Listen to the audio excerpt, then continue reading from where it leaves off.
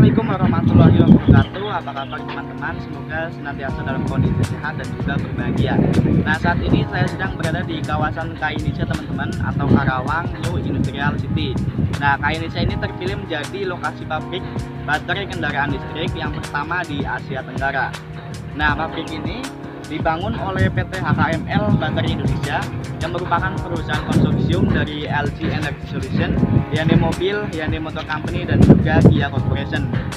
Nah, pabrik ini didirikan di atas lahan seluas 319.000 meter persegi dan ditargetkan menghasilkan kapasitas produksi hingga 10 gigawatt per hours atau 10 GWh pada tahap pertama. Nah, dalam 3-4 tahun ke depan, melalui manajemen yang baik, Indonesia akan menjadi produsen utama barang jadi berbasis nikel seperti baterai litium, baterai listrik, dan juga baterai kendaraan listrik. Pengembangan industri baterai juga meningkatkan daya tarik Indonesia sebagai negara tujuan investasi dari industri turunan yang menggunakan baterai, seperti investasi motor listrik, bus listrik, dan industri mobil listrik.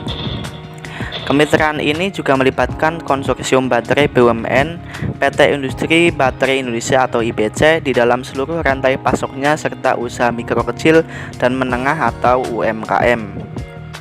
Selain memberikan kesempatan kerja, kehadiran pabrik listrik juga diharapkan dapat memprioritaskan sumber daya manusia setempat. Penyedia lahan pembangunan pabrik ini, KNIC bertanggung jawab untuk menyediakan area hijau serta solusi dan layanan inovatif untuk mengoptimalkan produktivitas serta berdaya saing.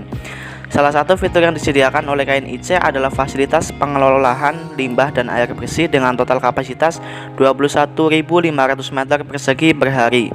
Kemudian 12.000 meter persegi per hari untuk pengolahan air bersih, kolam retensi, dan sistem drainase untuk menampung curah hujan yang tinggi.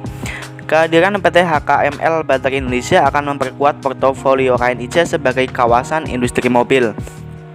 Hal itu mengingat mayoritas tenan di kawasan tersebut masih berasal dari industri bahan bangunan, produk sehari-hari, dan makanan.